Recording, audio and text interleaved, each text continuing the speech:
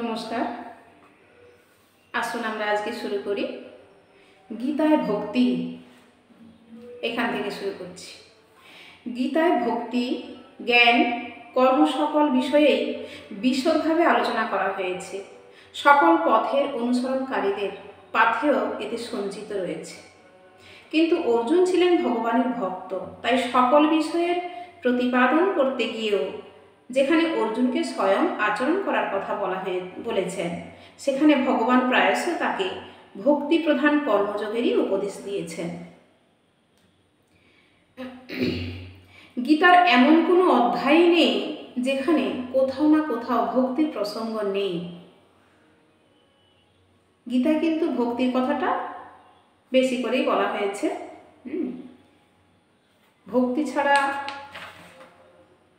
কোনো উপায়ই নেই। এখানে বহু কোন কোন অধ্যায়ের মধ্যে বলা হয়েছে ভক্তির ব্যাপারটা বেশি করে আলোচনা করা হয়েছে, সেই অধ্যায়গুলোর নাম বিভিন্ন রকমভাবে লেখা রয়েছে। আমি একটু একটু করে এগোচ্ছি। গীতায় যেভাবে ভক্তি এবং জ্ঞানের রহস্য স্পষ্ট করে উন্মোচিত হয়েছে, সেইভাবেই কর্মের রহস্যও ভালোভাবে প্রকাশিত হয়েছে। শুধু যে ভক্তি এবং জ্ঞানের রহস্য তা উন্মোচিত হয়েছে তা নয়, এখানে কর্মের রহস্যও ভালোভাবে প্রকাশ করা হয়েছে। তো বিভিন্নভাবে বিভিন্ন শ্লোকগুলোর আলোচনা করা করে কোথায় কোথায় কোন শ্লোকে কিভাবে ভক্তির রহস্য উন্মোচিত হয়েছে সেইগুলো একটু বিশদে লেখা রয়েছে।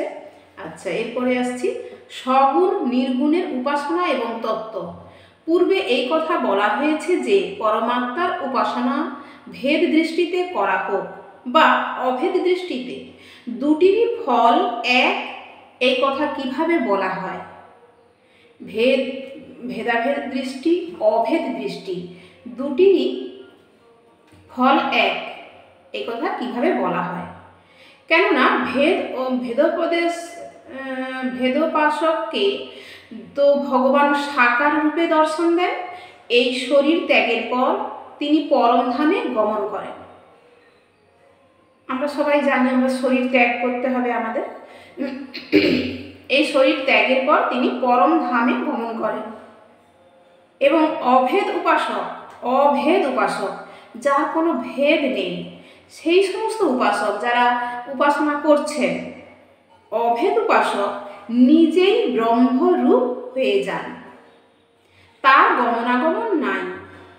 এর উত্তর হলো এই যে ওপরে যে কথা বলা হলো তা যথার্থই, এবং প্রশ্নকর্তা যে কথা বলেছেন তাও ঠিক। দুয়েরই সমন্বয় কিভাবে হয়, এখন সেই বিষয়ে আলোচনা করা হচ্ছে। ভেদ দৃষ্টিতে যিনি উপাসনা করছেন, অভেদ দৃষ্টিতে যিনি এক আত্মা পরমাত্মাকে নিয়েই উপাসনা করছেন, অভেদভাবে কোনো কিছু ভেদাভেদ না করে, কোনো কিছুই তার মধ্যে আলাদা করে কিছুই তিনি ভাবেন না। তিনি মানে মন প্রাণ দিয়ে সেই ভেদ সর্বস্ব অভেদ উপাসক যিনি, তিনি ব্রহ্মরূপ লাভ করছেন। আর যিনি ভেদ উপাসক তিনি কি করছেন না, শরীর ত্যাগ করে পরম ধামে গমন করছেন। কেমন? সাধনাকালে সাধক যে প্রকারের ভাব এবং শ্রদ্ধায় ভাবিত হয়ে পরমাত্মার উপাসনা করেন, তার সেই ভাবেরই অনুসারে ভগবৎ প্রাপ্তি হয়। যিনি অভেদ রূপে অর্থাৎ নিজেকে পরমাত্মা হতে অভিন্ন মনে করে পরমাত্মার উপাসনা করলে অভেদ রূপে তার পরমাত্মার প্রাপ্তি ঘটে। তাহলে দেখুন, সাধনকালে সাধনা যখন করছে সেই সাধনকালে সাধক যে প্রকারের ভাব এবং শ্রদ্ধায় ভাবিত হয়ে পরমাত্মার উপাসনা করেন, তার সেই ভাবেরই অনুসারে ভগবৎ প্রাপ্তি হয়। যিনি অভেদ রূপে অর্থাৎ নিজেকে পরমাত্মা হতে অভিন্ন মনে না করে পরমাত্মার সঙ্গে একেবারে একই আত্মার মতো করে নিজেকে মিলিয়ে দিতে পারেন, মিশিয়ে দিতে পারেন, এমনভাবে যিনি উপাসনা করেন, তিনি অভেদ রূপে তার পরমাত্মার প্রাপ্তি ঘটে।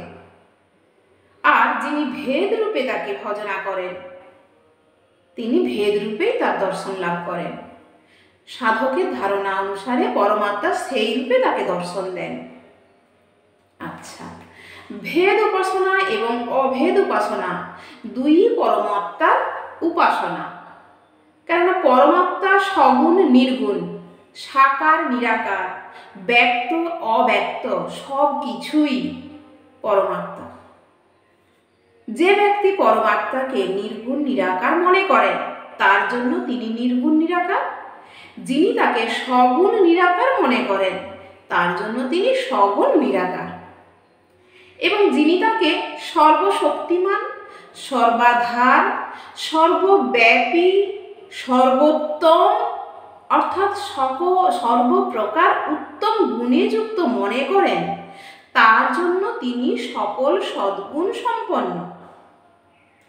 তাহলে সব কিছুই কিন্তু আমাদের মনে করা, আমাদের ভক্তি, আমাদের ভাবনা সব কিছুর সঙ্গে জড়িয়ে রয়েছে। এখানে পরিষ্কার করে বলা হয়েছে যে যে ব্যক্তি পরমাত্মাকে, পরম যিনি আত্মা, যে আত্মা পরম আত্মা যিনি, সেই পরমাত্মাকে নির্গুণ নিরাকার মনে করেন, যে তার কোনো আকার হয় না, তার কোনো গুণ বিচার হয় না, তিনি সর্বত্র সব কিছুই তিনি, সেই পরমাত্মাকে যিনি নির্গুণ নিরাকার মনে করেন তার জন্য তিনি নির্গুণ নিরাকার। যিনি তাকে সগুণ নিরাকার মনে করেন তার জন্য তিনি সগুণ নিরাকার। এবং যিনি তাকে সর্বশক্তিমান, সর্ব আধার, সর্বব্যাপী, সমস্ত শক্তির সবচেয়ে শক্তিমান, সর্বশক্তিমান, সর্ব আধার মানে সব কিছুর মধ্যেই তিনি সেই তাকে দেখছেন। আর তিনি হচ্ছে সর্বব্যাপী, সমস্ত কিছু জুড়েই তিনি রয়েছেন, সর্ব উত্তম, সব কিছুর থেকে উত্তম যিনি মনে করেন এবং সর্বপ্রকার উত্তম গুণে যুক্ত মনে করেন তার জন্য তিনি সকল সদ্গুণ সম্পন্ন। যে ব্যক্তি তাকে সর্বরূপ মনে করেন তার জন্য তিনি সর্বরূপ, তিনি সর্বরূপেই তার কাছে ধরা দেবেন। সর্বরূপ, যে কোনো রূপেই তিনি তাকে মনে করতে পারেন, যে কোনো রূপেই তিনি তার কাছে তিনি ধরা দেবেন।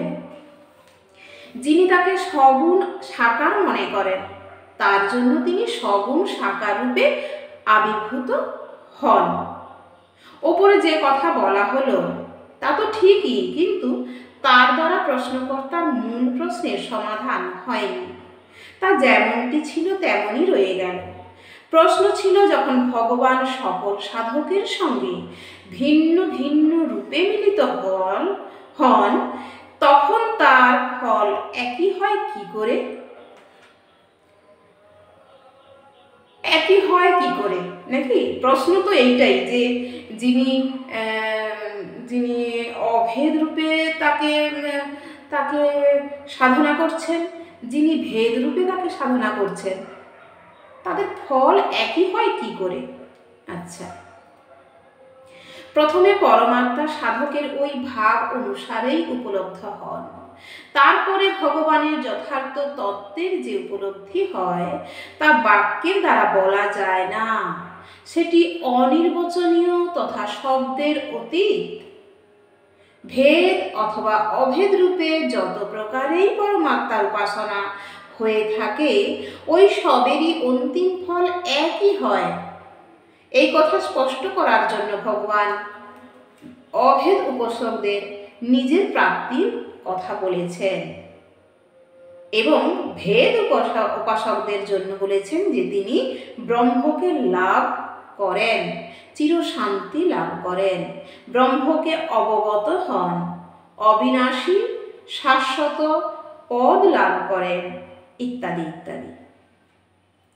অভেদ উপাসনা এবং ভেদ উপাসনা দুই প্রকারের উপাসনার ফল একই হয়, এই কথাকে লক্ষ্য করাবার জন্য ভগবান একই কথা ঘুরিয়ে ফিরিয়ে নানাভাবে বর্ণনা করেছেন। একই হলেও দুটোর পার্থক্য কোনখানে রয়েছে? যে পরমাত্মা সাধকের ওই ভাব অনুসারেই উপলব্ধ হন। তারপরে ভগবানের যথার্থ তত্ত্বের যে উপলব্ধি হয়, ভগবানের যথার্থ তত্ত্বের যে উপলব্ধি হয় তা বাক্যের দ্বারা বলা যায় না, সেটি অনির্বচনীয় তথা শব্দের অতীত। তিনি সেই যে ভাবটা অনুভব করেন, তিনি কিভাবে মিশে যাচ্ছেন, মিলে যাচ্ছেন, তিনি কিভাবে তাকে একাত্ম হয়ে তার মধ্যে প্রবেশ করছেন, সেই ভাবটা শুধুমাত্র তিনি বুঝতে পারবেন, যেটা তিনি মুখে বর্ণনা করে বলতে পারবেন না, প্রকাশ করতেই পারবেন না। সেই উপলব্ধিটা শুধুমাত্র তার নিজের, তিনি নিজেই বুঝতে পারবেন কিভাবে, কোথায় তিনি বিলীন হয়ে যাচ্ছেন। যাই হোক, তো এগুলো রয়েছে। আর কি রয়েছে যে আরও কিছু শব্দ গীতায় ওই অন্তিম ফলের অর্থে প্রযুক্ত হয়েছে, কিন্তু সেই তত্ত্ব সকল সাধনেরই অন্তিম ফল, এরপর অতিরিক্ত তার বিষয়ে আর কিছুই বলা যেতে পারে না। তিনি বাক্যের বিষয় নন, যিনি তাকে লাভ করেছেন তিনি তাকে জানেন, যিনি তাকে লাভ করেছেন তিনি তাকে জানেন, কিন্তু তিনিও তাকে বর্ণনা করতে সমর্থ নন। ওপরে কথিত শব্দ এবং এই রকমের অন্য শব্দসমূহের দ্বারা শাখাচন্দ্র ন্যায় তাকে লক্ষ্যমাত্র করানো হয়। তাই সকল সাধনার ফলস্বরূপ যে পরম তত্ত্ব তা একই, এই কথা যুক্তিসঙ্গত। যাই হোক, আজকে আমরা যেটা পড়লাম যে গীতার ভক্তি, বিশ্বাস, ভক্তি এবং জ্ঞানের রহস্য কিভাবে উন্মোচিত হয়, ভক্তিতে কিভাবে অভেদ দৃষ্টি এবং ভেদ দৃষ্টি দিয়ে কিভাবে উপাসনা করা যায়, সেই ভেদ উপাসনা এবং অভেদ উপাসনা, এই দুটো উপাসনা দু রকমের।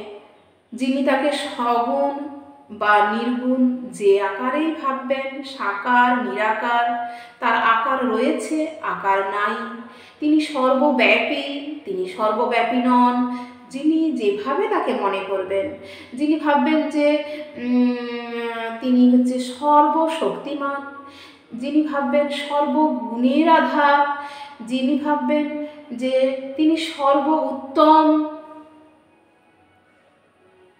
যিনি তাকে যেভাবে যে ভাবনা থেকে ভাববেন, সেই ভাবনা থেকেই তিনি তাকে উপলব্ধি করবেন, তিনি তাকে সেইভাবেই পাবেন এবং সেইভাবেই ঈশ্বর তার সম্মুখে উপস্থিত হবেন, ঈশ্বর তার সান্নিধ্যে আসবেন এবং তাকে সেইভাবে দর্শন দেবেন। কেমন? তাহলে আমাদের এই ভাবনা চিন্তা, আমাদের এই ভালোবাসা, ভক্তি এবং তার গুণ নির্গুণ যাই থাকুক, সেই ব্যাপারে আমাদের বিশ্বাস নিয়ে, আমাদের ভক্তি নিয়ে, আমার উপাসনার দিকে এগোতে হবে। আমরা যেভাবেই তাকে ডাকি, যেভাবেই তাকে কল্পনা করি, যে রূপেই তাকে কল্পনা করি, ঈশ্বর তাকে সেই রূপেই সেইভাবেই দর্শন দেবেন, সঙ্গে থাকবেন, পাশে থাকবেন এবং আমরা এইভাবে বিশ্বাস, ভক্তি, জ্ঞান সব কিছু নিয়ে এগিয়ে যাব, মনুষ্য সমাজে বাঁচব এবং এগিয়ে যাব। আপনাদের হয়তো শব্দগুচ্ছগুলো খটোমটো লাগতে পারে, মনে হচ্ছে যে এত কঠিন কঠিন শব্দ, এত ভারী ভারী এই যে শব্দগুচ্ছ, এগুলো ঠিক মানে বুঝতে পারছি না, বা এগুলো ঠিক সহজ নয়, আমি সহজ করে বলতে পারছি না। কিন্তু কি বলুন তো, যেগুলো আছে আমরা পড়ছি, একটু মানে বোঝার চেষ্টা করছি, একটু আলোচনা করছি, আমরা এইভাবেই একটু একটু করে এগিয়ে যাব। আমরা এখনও তো অধ্যায়গুলো শুরু করিনি, আমরা তার আগে যে মুখবন্ধ, তার সম্বন্ধে কিছু জানা, এর পরের দিন আমরা কি পড়ব? গীতায় সমত্ব, তারপর আছে জীবের গতি, তারপরে আছে গীতা এবং বেদ, এই এসবগুলো আস্তে আস্তে একটু একটু করে আমরা পড়ে পড়ে এগিয়ে যাব, আর তারপরে আমরা সমস্ত অধ্যায়গুলো পড়তে থাকব। আপনারা সবাই ভালো থাকবেন, সুস্থ থাকবেন। ঈশ্বর সবাইয়ের মঙ্গল করুন। ঈশ্বর মঙ্গলময়। ভক্তি, ভরসা, বিশ্বাস এবং জ্ঞান সব কিছু দিয়েই আমরা তাকে স্মরণ করব। সবাই ভালো থাকুন, ভালোভাবে থাকুন, সুস্থ থাকুন। নমস্কার। হরে কৃষ্ণ, হরি বল।